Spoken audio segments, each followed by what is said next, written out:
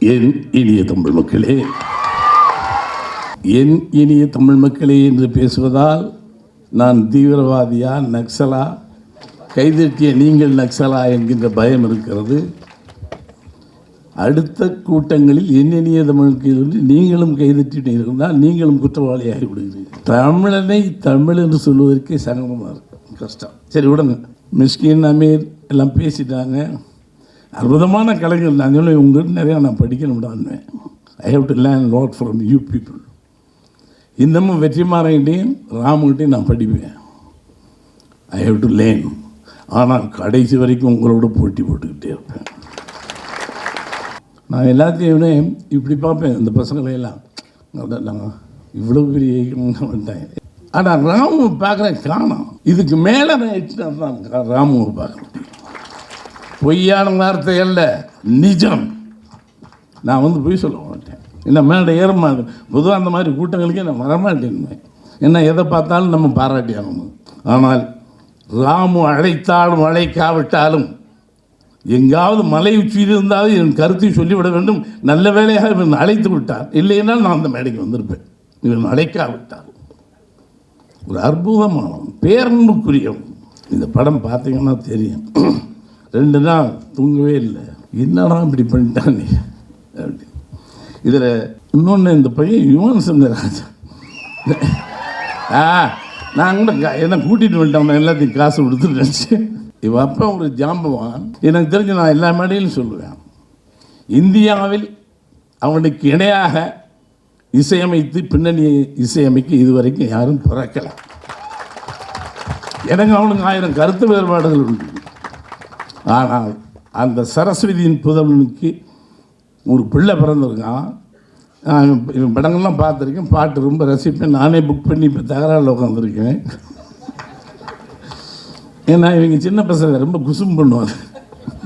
இவங்களோட நம்ம போராட முடியாது, வயசு இல்லை. எவ்வளோ வாசித்திருக்கான். இந்த படத்திற்கு வாசிக்க வேண்டும் என்றால் அவனுக்கு ஒரு தனித்த ஞானம் வேண்டும். இசை எங்கே ஆரம்பிக்க வேண்டும், எங்கே முடிக்க வேண்டும், எந்த இசைக்கருவி இங்கே உபயோகிக்க வேணும். இந்த படத்தை ஏன்னா கமர்ஷியலாக 1000 பண்ணிடலாம். இந்த படத்திற்கான தடத்தை இந்த வயதில் எப்படி நீ கண்டுபிடிச்ச?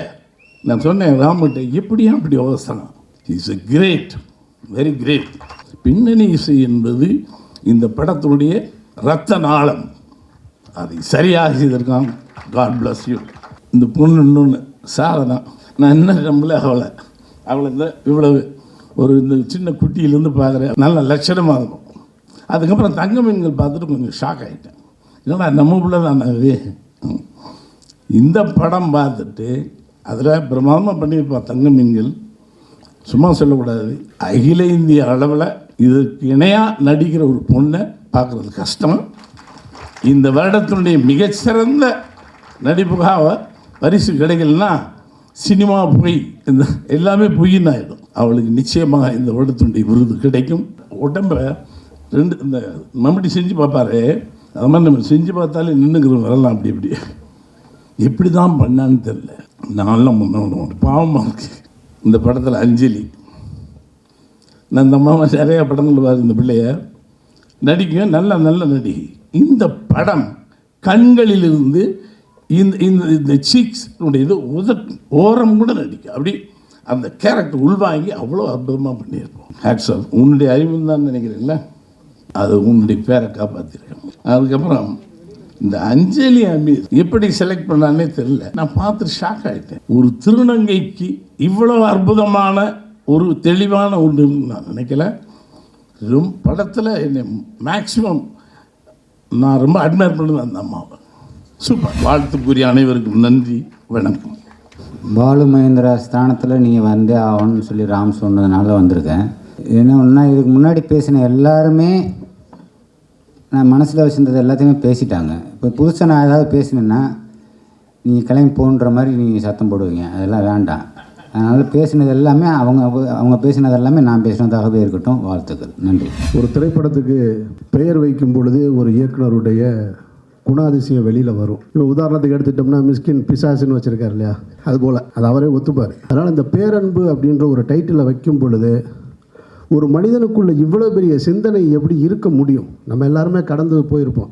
இங்கே இருக்கிற எல்லாருமே இது போல் ஒரு மாற்றுத்திறனாளி பிள்ளைகளை நம்ம எல்லாம் பார்த்துக்கிட்டு தான் இருக்கோம். ஆனால் அந்த பெண்ணுடைய பார்வையில் இந்த உலகத்தை பார்க்குற பார்வை இருக்கு இல்லையா, அந்த பெண்ணுடைய தகப்பனாரோ சகோதரனோ அவங்க இந்த உலகத்தில் எப்படி போராடிக்கிட்டு இருக்காங்கன்ற பார்க்குற பார்வை இருக்கு இல்லையா, அதை ஒரு மாற்றுத்திறனாளியாக இல்லாமல் அல்லது தன்னுடைய குடும்பத்தில் அப்படி யாரும் இல்லாமல் பார்க்குற பார்வை இருக்குல்ல, அதுதான் ராமுடைய பேரன்பு. எல்லாரும் சொல்லிட்டாங்க மம்முட்டி சார் பற்றி நிறைய பேசிட்டாங்கன்னு நினைக்கிறேன். நான் இந்த படத்தை பற்றி எல்லாரும் அவ்வளவு பேச வேண்டியதில்லை. காரணம், இந்த படமே ஒரு எக்ஸ்பீரியன்ஸ் தான். மம்முட்டி சார் இந்த படத்தை ஏன் ஒத்துக்கிட்டாரு, நடிகர்கள் அது இதுன்னு, மம்முட்டி சார் தெரியாமல் ஒத்துக்கிட்டாருன்னு நம்ம சொன்னோம்னா நம்மளோட பைத்தியக்காரன் யாருமே கிடையாது. இந்த படத்தில் நான் தெரியாமல் வந்து மாட்டிக்கிட்டேன்னு. அவர் ஒரு ஜீனியஸ். அவருக்கு தெரியுது இது என்ன படம், இது என்னவா வந்து நிற்கும். சும்மா ஒரு ஆள் உள்ளே வர முடியாது, அப்படி வந்திருக்காரு. நீங்கள் பார்த்த அந்த 2 காட்சியில் கூட அந்த ஒரு ஜோசியக்காரம்மா ஒன்று சொல்லுது பாருங்கள், இந்த குழந்தைக்கு தனரேகை இருக்குது, அது இருக்குது, நல்லா வரும், நல்ல புத்திர பாக்கியம் இருக்குது, புருஷன் பாக்கியம் வரும் அப்படின்னு சொல்லிட்டு இன்னொரு வார்த்தை இருக்கும். அதை நீங்கள் எப்படி கவனிச்சிங்கன்னு தெரில. மருத்துவத்துறையில் அந்த அம்மா அந்த பொண்ணு பெரிய ஆளாக வரும்னு, மருத்துவத்துறையிலேயே அந்த நோய்க்கு இன்னும் மருந்து கண்டுபிடிக்கலை. அதனால தான் அந்த பொண்ணே அப்படி இருக்குது. அந்த மருத்துவத்துறையில் பெரிய ஆளாக வரும்னு சொல்கிறது அத்தனையும் பொய்ன்னு தெரிஞ்சிருந்து அதை அப்படியே பார்த்துக்கிட்டே இருக்கார் பாருங்க. காரணம், தான் பொண்ணு சந்தோஷப்படுது, அந்த பொய்யை பக்கத்தில் உட்காந்து ரசிச்சுக்கிட்டு இருக்கார் இல்லையா. இது போல் ஒவ்வொரு காட்சியும் இருக்குது. இது ஒரு சீன் கிடையாது. ராம பொறுத்த மட்டும் இந்த படத்தை நான் சொல்லணும்னா, இங்கே இருக்கிற senior director Bharathi Raja sir, Ravikumar sir அவங்க கோச்சுக்க மாட்டாங்க. ஏன்னா அவங்கள விட்டுட்டு மகேந்திரன் சார் இருக்கார். இவங்களை தாண்டி இன்னைக்கு இருக்கிற எல்லா டைரக்டர்ஸுக்கும் இனிமேல் குரு யாருன்னா ராம் தான் குரு. தமிழ் சினிமா இருக்கிறது வரைக்கும் இந்த பேரன்புக்கு தமிழக மக்கள் மனசில் ஒரு பேரன்பு எப்பொழுதுமே இருந்துக்கிட்டே இருக்கும். வாழ்த்துக்கள்.